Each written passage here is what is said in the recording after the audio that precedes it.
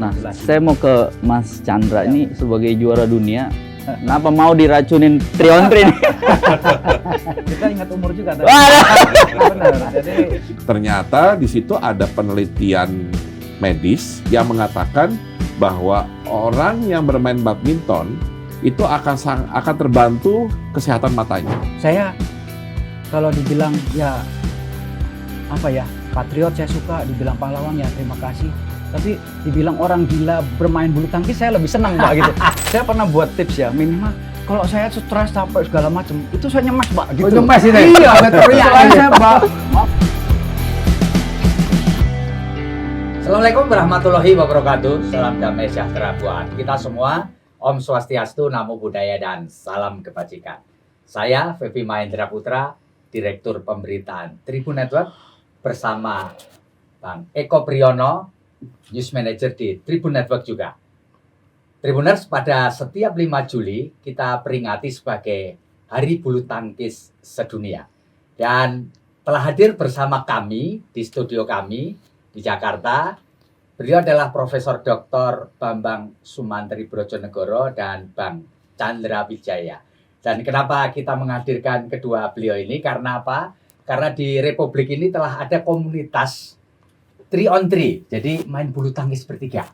Ya, kalau selama ini kita mengenal bersatu sama berdua, ini bertiga. Dan komunitas ini diberi nama Komunitas Bang Bro Badminton Triple. Jadi bagaimana komunitas ini nanti kita akan ngobrolin dengan Pak Bambang dan Bung Chandra Wijaya sebagai ketua hariannya. Sebagaimana kita ketahui, Bung Chandra Wijaya adalah pemegang medali emas di Olimpiade Sydney tahun 2000 di ganda putra. Saya akan sapa dua narasumber kita. Assalamualaikum Pak Bambang. Waalaikumsalam. Pak Chandra, assalamualaikum. Waalaikumsalam. Luar Saudara biasa. kita semua. Pak Bambang, Iya. bisa nggak dijelasin nih Pak? Ini 3-on-3 ini. Iya. Badminton bertiga ini, bulu Iya. tangkis bertiga ini apa Pak ini? Ya, intinya ya karena bertiga ya, Ya. triple kita nyebutnya karena yang kita kenal kan single dan double. Betul. Ya.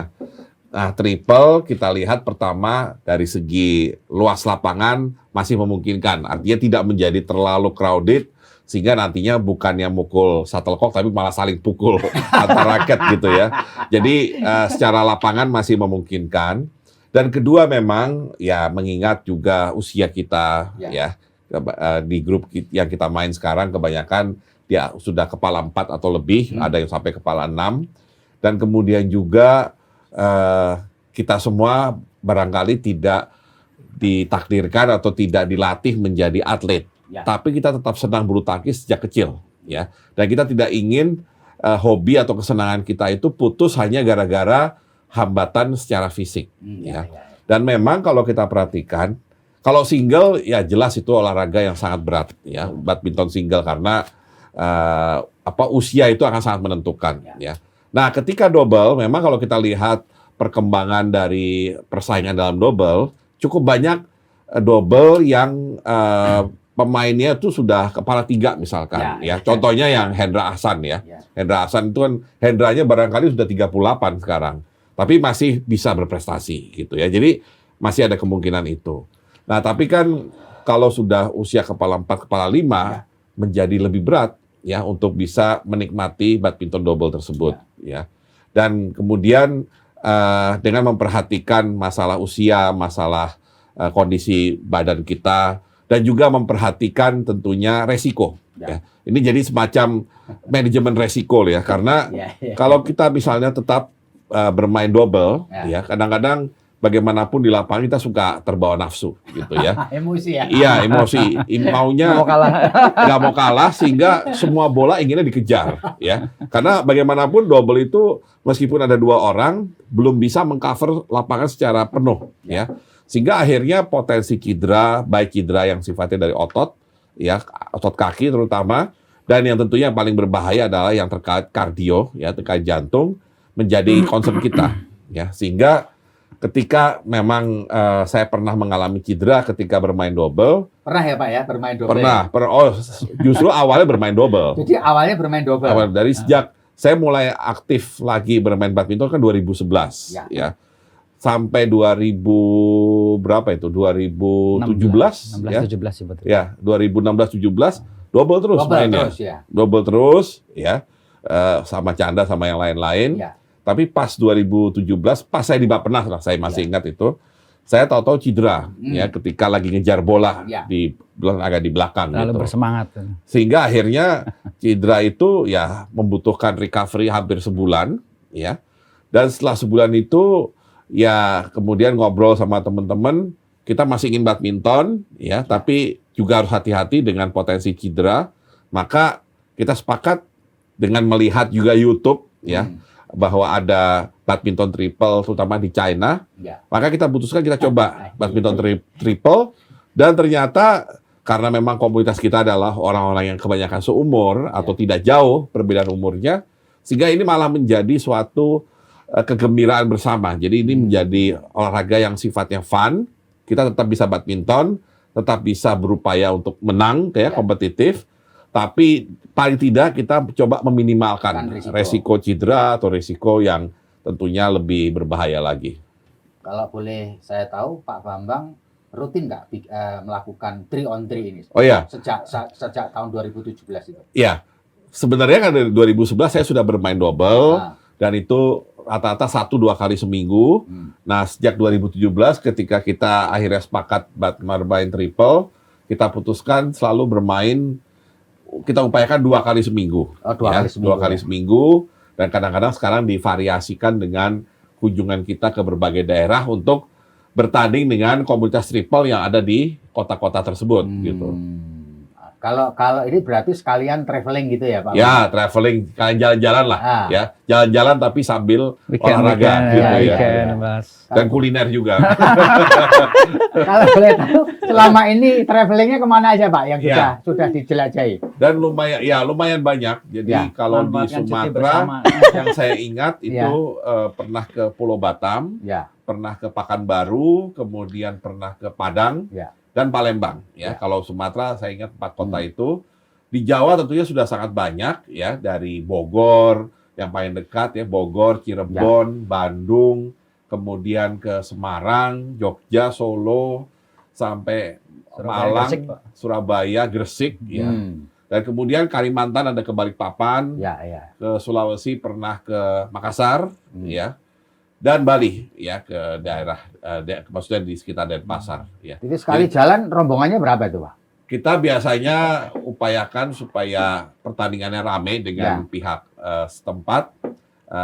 Kita upayakan minimal 18 orang. Jadi dapat 6 triple. 6 triple. Jadi kita biasanya tanding 6 triple kan, kalau mainnya setiap triple 2 kali, berarti kita dapat 12 partai gitu ya.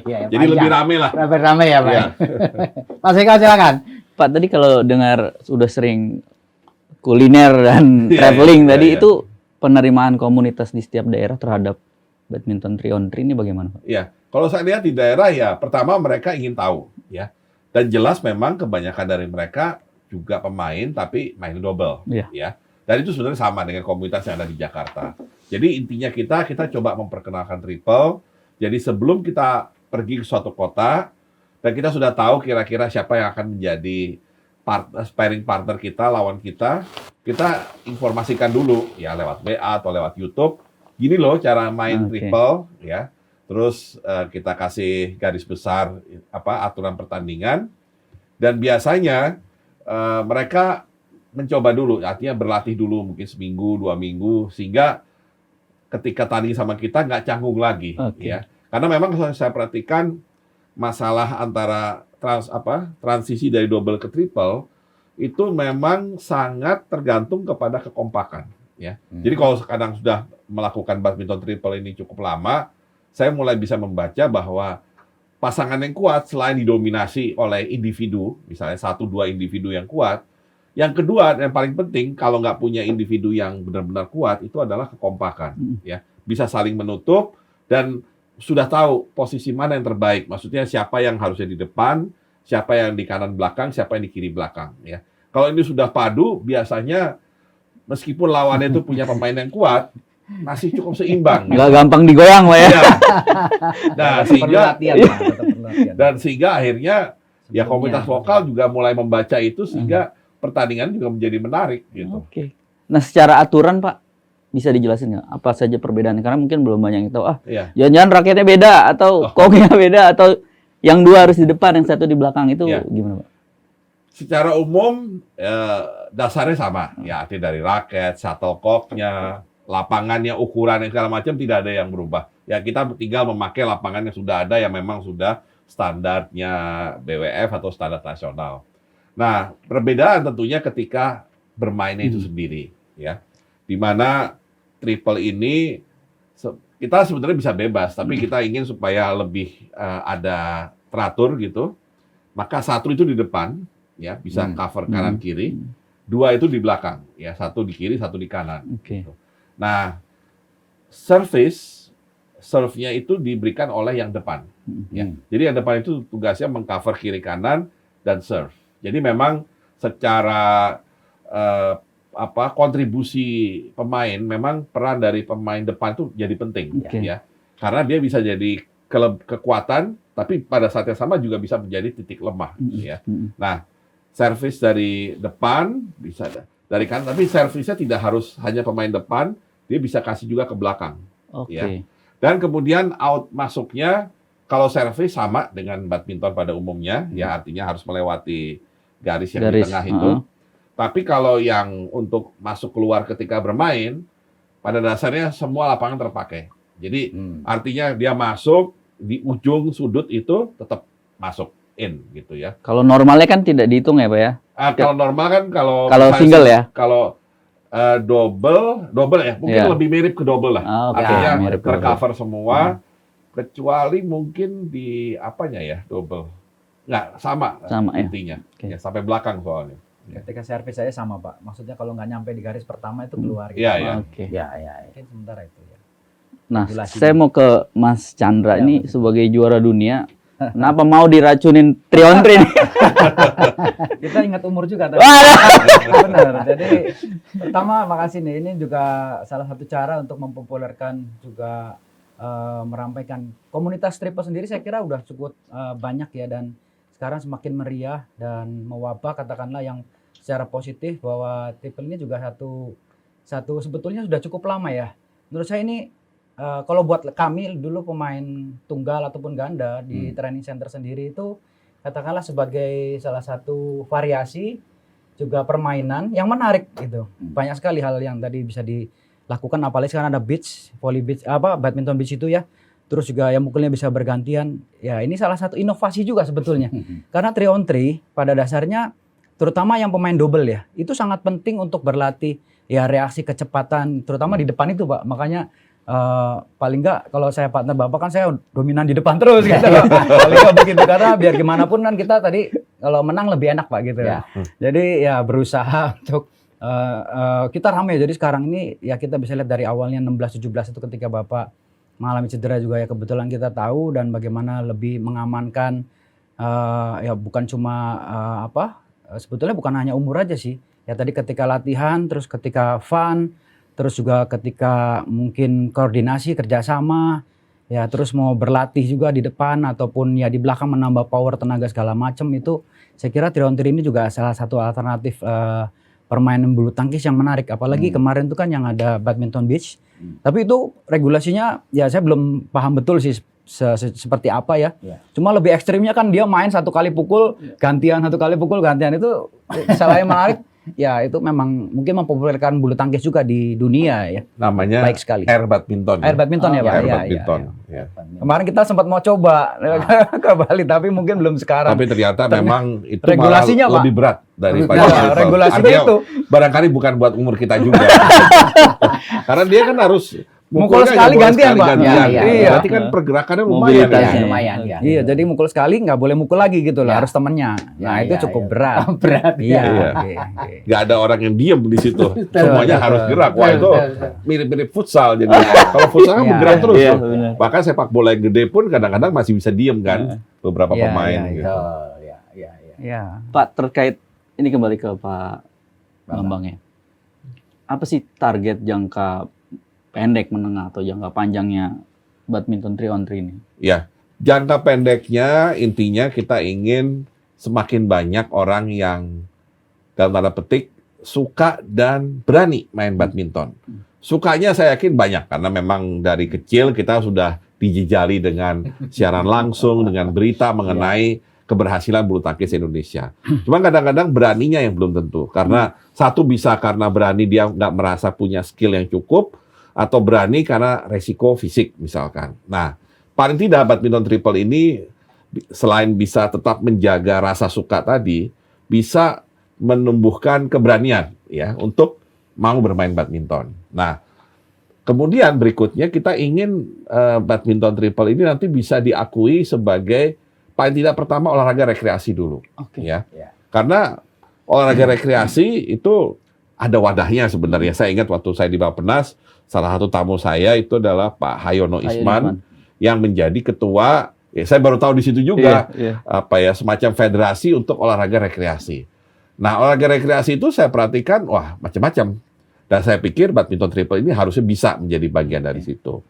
Nah, ke depannya tentunya kita juga ingin nanti kalau badminton triple ini menjadi sesuatu yang disenangi oleh masyarakat dan tidak terbatas sebenarnya pada usia yang 40 tahun ke atas, bisa terbuka untuk segala macam usia, barangkali juga ikut bisa membantu pembinaan badminton. Jadi mencari talent-talent yang barangkali tadinya talent-talent ini nggak berani muncul, tapi ketika triple dia ikut muncul, ternyata dia punya kemampuan yang bagus, kan bisa dikembangkan nantinya, apakah di double ataukah di single ya, bisa jadi.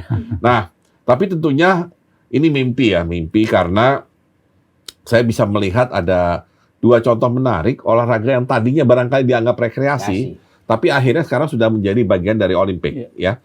Satu beach volleyball ya, voli pantai. Yang tadinya ya memang ditujukan untuk orang-orang yang suka ke pantai dan ingin beraktivitas selain aktivitas yang normal gitu ya, yang biasa gitu.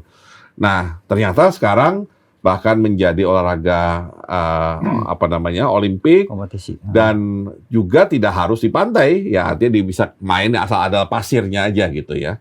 Nah, itu yang pertama. Kedua, yang mirip namanya itu adalah basket 3-on-3 ya.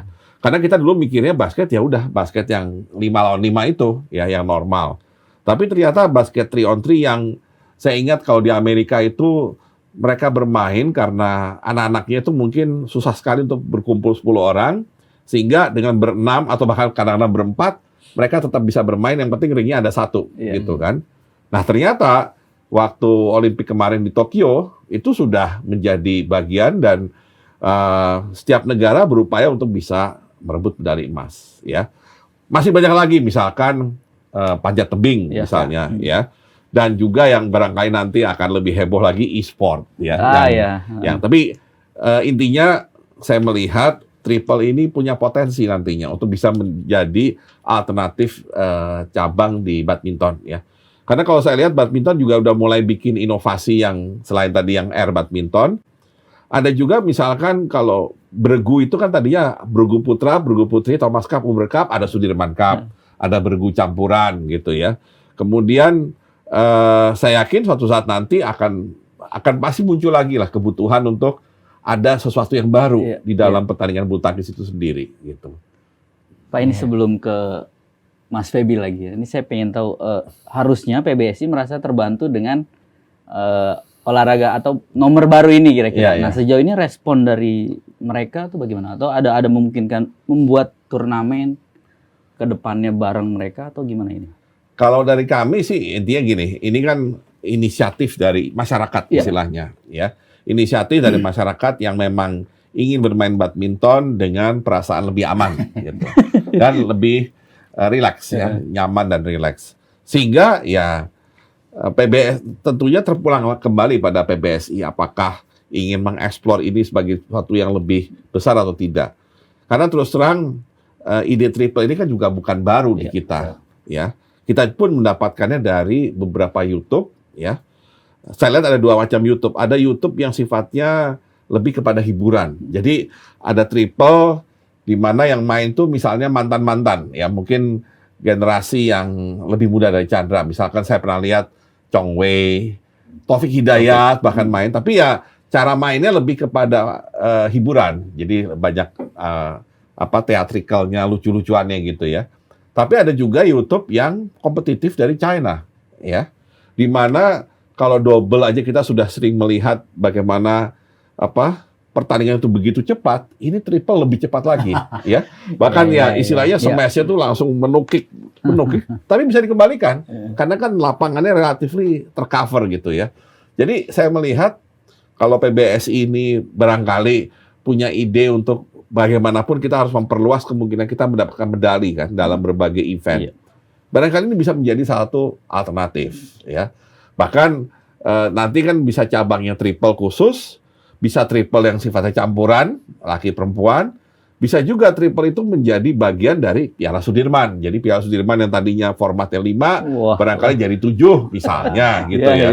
Nah, jadi menurut saya sih bulu tangkis ke depan, apalagi BWF, saya lihat sudah cukup berhasil menjadikan badminton itu mulai mendekati tenis, ya. Meskipun tenis sendiri kan tetap pada olahraga yang basicnya ya, tapi cara mereka membuat profesionalisme dalam badminton sudah mendekati tenis. By the way, saya jadi karena ngomong tenis jadi ingat bahwa di kemarin ya, di SEA Games ya, di SEA Games yang di Kamboja itu kan, dan juga di sebelumnya kalau nggak salah di Asian Games yang sebelumnya ada cabang olahraga soft tenis. Nah, itu beda bolanya dan raketnya. Tapi saya lihat yang main siapa? Mantan pemain kita, mantan pemain tenis nasional. Nah, itu sudah menjadi cabang yang dipertandingkan. Another opportunity, Pak. Ya. Padahal kalau saya lihat kan idenya soft tennis pasti agak mirip dengan triple. Orang ingin main tenis, tapi barangkali nggak bisa ngikutin pace yang begitu cepat, begitu kompetitif dari olahraga tenis. Udah mau nyoba kayaknya, Pak. Udah mau nyoba. Penasaran kita nih. Iya. Boleh. Kalau Mas Chandra mau nambahkan? Sebagai pelaku? Ya mungkin sekali lagi ini variasi juga, maksud saya ada kaitannya juga kalau ke depan tuh ya tadi yang udah Bapak sampaikan, barangkali juga ya industrinya, terus menariknya tadi, kemasannya, kan pasti ada kepentingan ya. Kepentingan ini juga tadi kalau seandainya menguntungkan untuk kita, why not gitu. Terus juga termasuk ya ekonominya pasti ya, karena ini pun peralatan olahraga itu kan juga penting, sponsor juga kaitannya itu. Jadi bukan hanya ya lagi-lagi sih sponsor, mungkin PBSI, ya juga pemerintah, ini kan selalu terkait ya. Kalau ini memang olahraga yang punya nilai atau menarik, ya menarik sih pasti ya. Dan juga ini sudah banyak digandrungi juga untuk alternatifnya yang lain. Katakanlah yang buat fun bisa, yang buat kompetisi juga bisa. Saya kira bisa menambah satu variasi dan satu pilihan juga. Katakanlah pemain ganda dulunya, pemain tunggal bisa main triple gitu loh. Ini kan juga keren gitu loh. Ya, saya kira gitu sih. Yang jelas jangan sampai PBSI menutup mata ya. Ini kan olahraga yang mulai digandrungi gitu ya kira-kira. Sih Mas, mungkin orientasinya karena ya acuannya selama ini kan ya mungkin di Olimpiade. Jadi kalau seandainya belum, paling enggak ya mungkin jadi antisipatif ataupun persiapan buat ke depan. Ya kita ini makanya kebetulan kita juga udah pernah buat turnamen ya di Indonesia sama Bapak waktu itu kan. Turnamen triple ya dari pemain tunggal ganda itu bisa main. Jadi kita batasi nanti, makanya rule-nya juga akan kita tetapkan lagi yang terbaik bagaimana gitu ya. Termasuk kayak misalkan boleh satu mantan pemain nasional, boleh satu cewek gitu. Yang lainnya mungkin umurnya bebas terus harus di atas 40 gitu. Kira-kira begitu. Jadi ini juga penting supaya ke depan bisa langgeng dan bisa konsisten. Nanti tanggal 1 sampai 4 November kebetulan kami akan membuat kejuaraan lagi. Kebetulan itu nanti bergandengan dengan Yonex Sunrise Double Special Championship yang tiap tahun kami sudah selenggarakan, Pak. Jadi udah ke-10 kali, nanti ke-11. Nah, nanti juga di situ ada DCCP untuk turnamen triple-nya. Jadi kita akan main lagi ya. Mulai sekarang udah masuk di agenda kalender PBSI sih. Mudah-mudahan bisa. Ya, Pak Bambang, ini ada penasaran sedikit. Pak Bambang menyukai badminton. Ya. Ketika main badminton, tentu ada olahraga lain. Oh ya. Apa sih nikmatnya Pak main badminton? Oh gitu. Ini ditunggu-tunggu jawabannya. Ya. Pertama, kelebihan badminton menurut saya adalah kalori yang dibuang lumayan tinggi. Oh, lumayan tinggi. Karena satu itu ya, Pak ya. Kita istilahnya dapat keringat dalam waktu yang relatif tidak terlalu lama. Ya.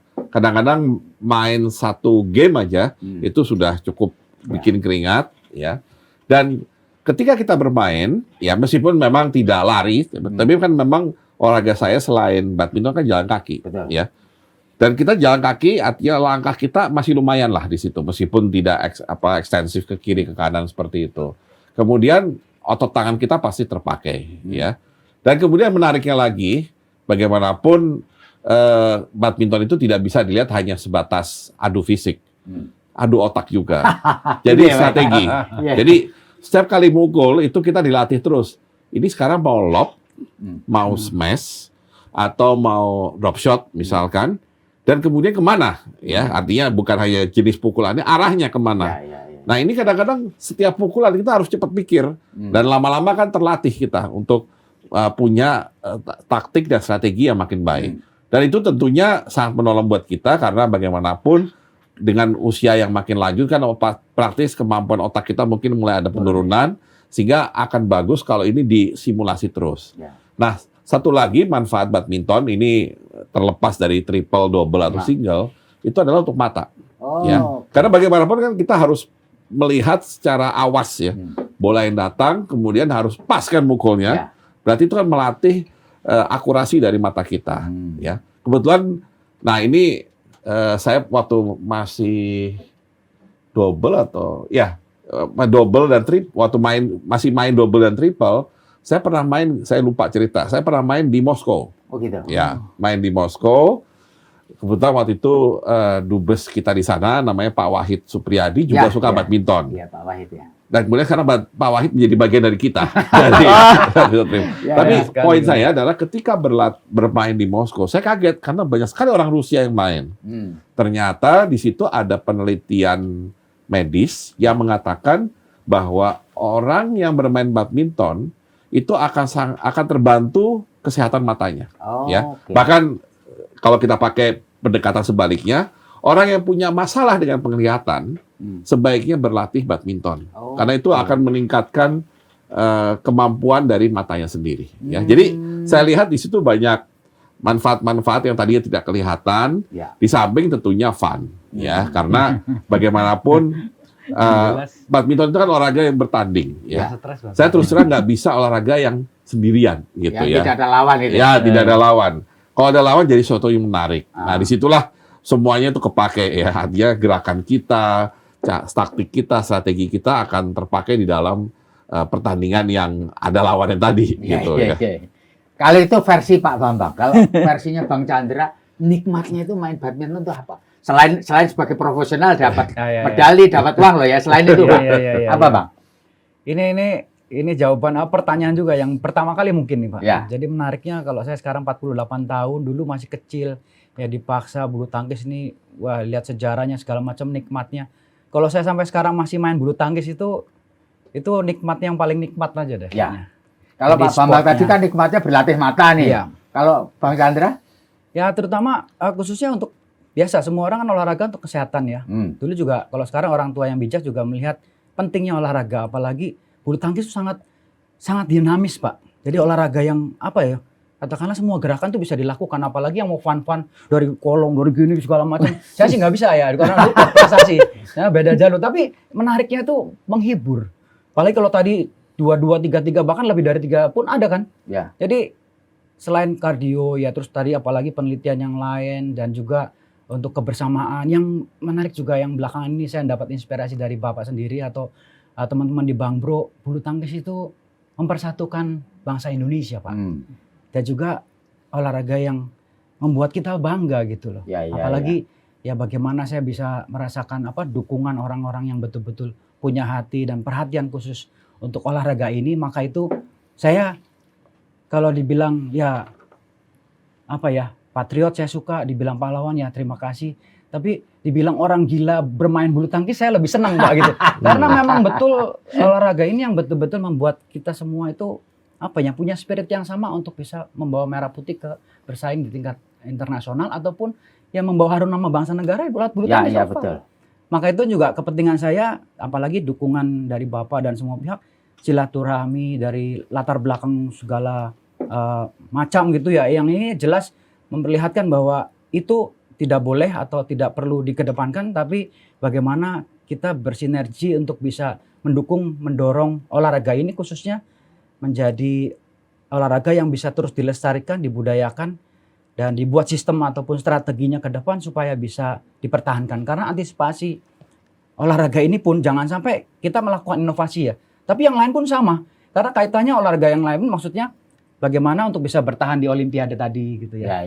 Nah supaya ini menarik dan juga tentunya regenerasi prestasi anak bangsa juga yang paling utama jangan kendor. Ini yang nggak mudah. Karena ini apalagi ada e-sport segala macam Pak, ini sebetulnya tantangan. Karena saya juga kan sebagai pelatih, sebagai pembina, udah bangun hall juga. Kalau nggak gila sampai sekarang, nikmatnya, wah ini hidup saya bulu tangkis Pak. Bukan cuma buat badminton lover, tapi ya ini segenap hati hidup saya untuk bulu tangkis artinya. Hidup tapi bisa nggak sih bulu tangkis Pak Bambang itu untuk nyalurin stres gitu kan? Biasanya bisa Pak. Itu sangat bisa. Justru saya, kita ya Pak ya, nyun sewu ya, paling nggak saya pernah buat tips ya, minimal kalau saya stres capek segala macam itu saya nyemes Pak gitu. Nyemes itu. Iya, selain saya mukulin sansak segala macam gitu ya. Terus pokoknya itu karena emosi kita kan juga tinggi Pak. Menyalurkan itu ya olahraga dan juga yang melepaskan, apalagi kalau guyon-guyon gucang yang paling nggak teriak di lapangan itu membuat kita bisa lepas gitu loh.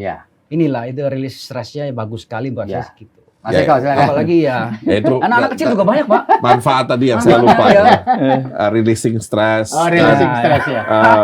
Makanya kita orang stres kita buat reguler karena ya kita ingin supaya makin banyak cara kita untuk ya relax, untuk having fun, ya untuk ngobrol, ya dan juga menariknya tadi komunitas yang kita bentuk itu sebenarnya nggak punya basis tertentu, ya. Artinya bahkan ketika masih saya menteri, terutama Menteri Bappenas waktu itu, atau Menteri Menristek, itu hampir nggak ada dari Bappenas atau Risteknya sendiri yang ikut. Datang dari mana-mana, ya. Even sekarang saya di Telkom pun ada dari Telkom yang ikut, tapi 1-2. Kenapa? Karena kita basically open untuk semua orang. Cuma satu kesamaannya, yaitu sama-sama suka bulu tangkis dan mau main triple, ya. Dan justru itu tadi yang poinnya Chandra yang membuat kita juga dalam pergaulan menjadi lebih cair gitu. Jadi nggak lihat lagi bahwa saya itu mantan menteri, Pak Wahid itu mantan dubes, atau Chandra mantan pemegang medali emas Olimpik tuh di lapangan nggak kelihatan. Udah cair semua. Cair aja ya tinggal siapa ngalahkan siapa, terus ada cywarnya itu yang lebih menarik daripada kita melihat siapa dengan pangkat apa gitu. Ya betul sekali, luar biasa. Pak, kalau ke badminton secara umum ya, kemarin kita lihat di Indonesia Open kita nggak dapat gelar. Nggak dapat gelar. Nah, Bapak dan Mas Chandra ini ngelihat perkembangan badminton kita bagaimana sih arahnya? Apakah sudah oke atau perlu kritik dan saran? Ya. Mungkin kalau boleh saya mulai dulu, intinya begini, badminton hari ini yang tadi saya katakan itu sudah mendekati kayak tenis, ya secara profesional. Nah, ketika bulu tangkis menjadi olahraga yang makin profesional dengan hadiah yang makin menarik, ya, maka otomatis akan makin banyak orang yang ingin mencoba, ya. Akibatnya peta persaingan menjadi lebih ketat dan yang kedua lebih rata, ya. Saya ingat dulu kalau kita paling simpel lah SEA Games misalkan, kita paling hanya ngitung Malaysia nih paling, ya. Itu pun Malaysia hanya yang laki-laki, ya. Kalau Malaysia perempuan biasanya pasti kalah jauh sama kita. Ya. Tapi sekarang kalau kita ikut SEA Games dan katakan semua pemain terbaik dari masing-masing negara itu ikut, kita harus hitung-hitungan benar. Di mana kita bisa dapat medali emas? Tunggal putra ada Malaysia. Bahkan bukan hanya Malaysia. Bahkan yang mengerikan sekarang ada Lee Jia, ada Loh Kian Yu, Singapura. Ada Kun Lafut, Thailand. Itu yang bukan lawan yang mudah buat Ginting, Jojo, ataupun Chico misalkan. Ganda putra yang kita rasa, wah selama ini udah deh, aman deh. Udah pasti medali emas. Malaysia nggak bisa dianggap enteng. Ya. Aaron Chia, Soh Woyik itu udah 4 dunia ranking 2 sekarang. Dua dunia. Jadi artinya pesaing kita makin banyak. Tunggal putri, ganda putri lebih berbahaya lagi karena Thailand itu sangat kuat. Malaysia juga nggak bisa dianggap enteng. Ganda campuran yang dulu kita pegang gampang juga tidak mudah. Beregu, ya Thomas Cup kita kalah sama India. Nah, kita tidak ingin menyalahkan tentunya pembinaan di Indonesia sendiri, tapi memang dunia sudah berubah. Bulu tangkis makin profesional, makin rata, sehingga pesaing kita makin banyak. Artinya apa? cara kita melakukan pembinaan bulu tangkis yang barangkali sukses di masa lalu, yang istilahnya manjur lah ya, resep yang manjur di masa lalu barangkali harus di overhaul ya, karena kita berhadapan bukan dengan masa lalu, bukan dengan masa yang sama seperti dulu, tapi masa yang ke depan yang saya yakin apalagi menggunakan sport science segala macam akan makin kompetitif ya. Dan kalau kita menganggap China udah lewat dulu, jago-jagonya udah nggak muncul lagi, kita lihat hari ini ya. Memang nama-namanya nggak kita kenal, tapi udah mulai menjadi pesaing berat kita. Nah, jadi artinya apa? Ya itu tadi, kita harus selalu mawas diri, dan kalau perlu melakukan overhaul dari pembinaan. Dan satu lagi sebenarnya untuk komunitas bulu tangkis Indonesia secara umum. Dengan persaingan yang makin ketat, padahal medali emas Olimpik kita, prestasi olahraga kita masih bergantung kepada bulu tangkis, istilahnya tidak ada lagi toleransi untuk persaingan tidak sehat di antara komunitas atau orang-orang yang merasa mencintai bulu tangkis di Indonesia. Ya, tentunya kita sangat apresiasi apa yang mereka lakukan, tapi yang harus mereka lakukan adalah untuk membantu bangsa dan negara, ya, selain pemainnya sendiri. Jadi jangan hanya untuk kebanggaan pribadi yang bersangkutan, kebanggaan klubnya, kebanggaan perusahaannya. Nah ini menurut saya kritikal, karena kalau kita tidak menyadari ini, persaingan yang makin ketat, mulai muncul negara seperti tadi Prancis atau Spanyol atau apapun, belum lagi di Asia nanti Korea Selatan bangkit lagi, China bangkit lagi, Jepang bangkit lagi, makin berat buat kita. Ya bahkan untuk mendapatkan satu saja medali emas. Dan jangan lupa di Olimpiade London kita pernah nggak dapat medali emas sama sekali. Ya, jadi itunya artinya ada warning sebenarnya bahwa kondisinya tuh nggak bisa dianggap business as usual.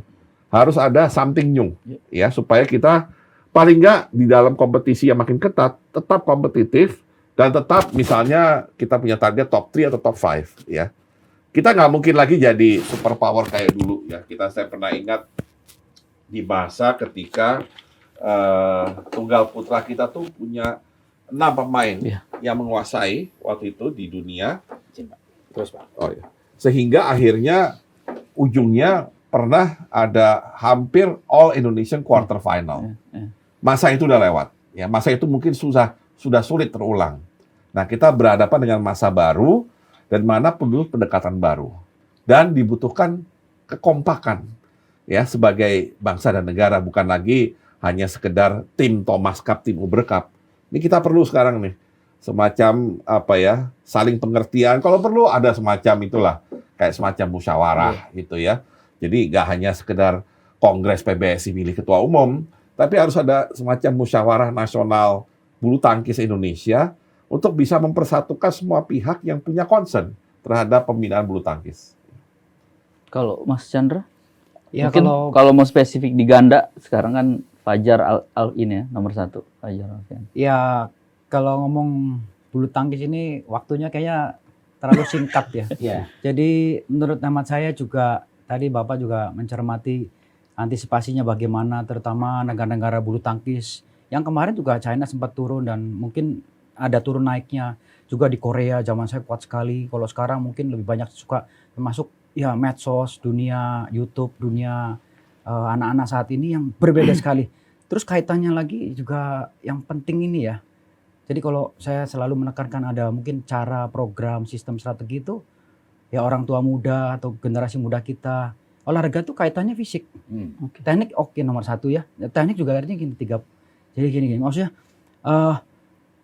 olahragawan tuh perlu fisik yang kuat, perlu mental karakter yang kuat. Tapi dunia tuh seolah tidak mendukung atau sangat mudah, apalagi kenyamanan katakanlah juga yang saya dengar sendiri dari Pak Rudi Hartono ya.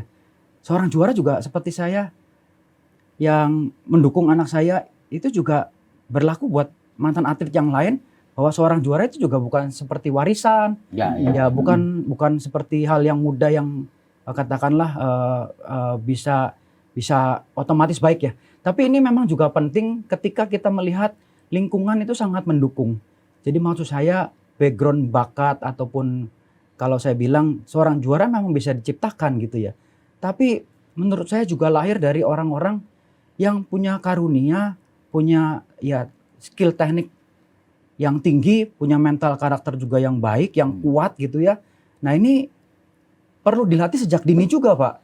Jadi kalau imbasnya dari bawah, karena saya juga banyak mengalami ngadepin orang tua yang curhat dari sekarang, anak males, mau olahraga aja syukur, ke lapangan nggak mau, ke lapangan panas dan lain segala, itu gimana caranya? Itu juga jadi PR buat kita semua gitu loh. Bagaimana kita mau membudayakan atau melestarikan, apalagi untuk prestasi anak bangsa ini paling nggak terutama lagi spesifiknya ya olahraga prioritas bulu tangkis misalnya yang tadi udah terbukti di Olimpiade bisa meraih emas. Ini pun yang sekarang di Platnas kita ngarepin tunggal putra ataupun pelapis-pelapis yang berikutnya, apalagi kena COVID kemarin, ya kan pembinaan kan nggak bisa. Tahun sekian kemarin nggak ada seleknas, terus dilewatkan begitu saja. Regulasi PBSI juga harus kayak Bapak bilang tadi, harus lebih profesional dan terbuka. Jangan sampai misalkan seperti kemarin sempat kita layangkan surat ataupun ada kritikan ataupun masukan yang menurut saya juga perlu ya membuka diri untuk mensupport bulu tangkis sendiri. Jadi kayak nggak punya ranking di dunia karena dari junior naik ke senior kan ya, otomatis belum ada sebetulnya. Ya. Tapi kalau kita mau nitip daftar ke PBSI, nah ini monggo gitu loh. Harus kalau nggak bisa kan namanya juga bisa mematikan masa depan atlet. Paling nggak dari usia 45 tahun loh Pak. Kita serius mungkin dari umur lulus SD lah gitu ya. Sampai 17-19 tahun mandek regulasinya. Wah ini kemarin sebetulnya betul-betul ya itu udah sangat berlebihan. Dan alhamdulillahnya sekarang udah lumayan artinya bisa membuka lagi. Yang menariknya lagi juga salah satunya kan kita akan seperti kemarin anak didik saya juga ada yang main di Slovenia, di luar negeri. Orang yang kebetulan masih hobi itu kan mewakili negara umur 50 bahkan 60 tahun lebih pun main nggak masalah gitu misalnya ya. Nanti bisa tinggal diregulasinya yang bisa lebih bisa di-adjust saja. Ini kaitannya juga untuk mendukung bulu tangkis dan prestasinya ke depan. Betul. Orang tua juga harus diyakinkan karena termasuk kayak kebijakan Nyun Sewu juga ini Pak, karena pemerintah juga menurut saya selain sponsor yang tadi penting, bagaimana klub-klub seperti saya pun bisa memberangkatkan atlet sendiri gitu ya. Paling nggak kan kalau kita bagus atletnya, PBSI udah pasti ngambil misalkan. Tapi kalau kita punya potensi, kita bisa berbagi, kita bisa berangkatin atlet kita masing-masing ke manapun juga. Bagus, monggo, otomatis pakai Indonesia, bukan pakai nama Chandra Wijaya kan gitu loh Pak. Ya, jadi ini ya regulasi ini pun atau sinergi ini pun harus terus dilakukan sekaligus komitmen konsistensi dari pemerintah sendiri. Ya terutama PBSI ya, terus kedua pemerintah sih. Jangan sampai iming-iming katakanlah persaingan yang bagus tadi hadiah segala macam juga mungkin kalau kita dibilang strateginya antisipasinya sama negara lain menurut saya juga kita yang dibilang negara besar tuh masih kalah lupa dibanding Malaysia. Saya bilang kemarin saya ditanya beberapa teman-teman, kamu bangun lapangan hebat banget ya, pemerintah pasti support. Saya bilang enggak tuh, saya bilang. Otomatis kayak Ong Heo kemarin ketemu ya, ini yang saya punya 2-3 yang saya baru mau buka lagi, itu kayak di mall, saya 25 tahun dikasih tanah gratis, bangunan juga semua, ya lebih kurang, apalagi di India, di China, di mana-mana. Ya kita kaitannya oke yang ada sekarang, bonus-bonus dan lain melimpah Pak, baik. Tapi sistem strateginya buat ke depan paling tidak, orang tua juga anaknya masih mikir. All out juga, kayak sekarang, ya maksudnya betul-betul bulu tangkis sebagai hidup saya bisa jadi opsi yang betul-betul mati-matian dikejar oleh yang bersangkutan gitu loh Pak. Kalau dulu kan kita apalagi yang dulu-dulu Pak boro-boro kepikir gitu ya. Nyun Sewu bukannya kita meminta-minta mis-mis apalagi mau minta perhatian lebih dari pemerintah saya kira enggak sih. Dan yang lain-lain mendukung seperti menurut saya juga kayak PNS sekarang bukan solusi sih karena yang masuk PNS beberapa juga kalau nggak bisa ngelatih dipecat juga Pak. Iya beberapa kemarin saya ada teman yang lain. Ya, ada KPI-nya juga ya. Jadi ada kaitannya. Ya alhamdulillahnya puji Tuhannya apa? Saya bangun hall, monggo pemerintah support saya bangun ya atau kalau bisa nyetak atlet disupport sekian. Malah saya kepikir pemerintah itu dari manapun juga olahraga apapun juga kalau bagus prestasi yang bawa nama negara di luar negeri dirembes saja. Biar tumbuh semua loh Pak. Banyak kemarin klub-klub COVID di Indonesia mati semua loh Pak. Termasuk saya minimal diem punya cabang Chandra Wijaya. Sekarang cuma biasanya ada 6-7, sekarang udah tinggal 1-2 kan udah memang berarti kata kuncinya bisa dirembes ya. Paling nggak gitu Pak, minimal paling nggak akomodasi dibantu. Wah itu udah senang sekali kita Pak. Iya Pak, itu kan asas keadilan juga buat semua kita gitu loh. Yang apalagi kaitannya prestasi olahraga untuk merah putih gitu aja kalau saya sih. Itu ya Pak. Gitu ya Pak. Baik, terima kasih para narasumber Pak Bambang. Iya Pak, terima kasih atas ngobrol kita. Moga-moga apa yang kita obrol ini membawa manfaat buat kita semua. Saya Feby Mahendra Putra dan Mas Eko Priyono pamit undur diri. Assalamualaikum warahmatullahi wabarakatuh. Shalom, Om Santi Santi Om, Namo Buddhaya dan salam kebajikan dan jangan lupa tetap menjaga kesehatan. Jangan lupa subscribe ya.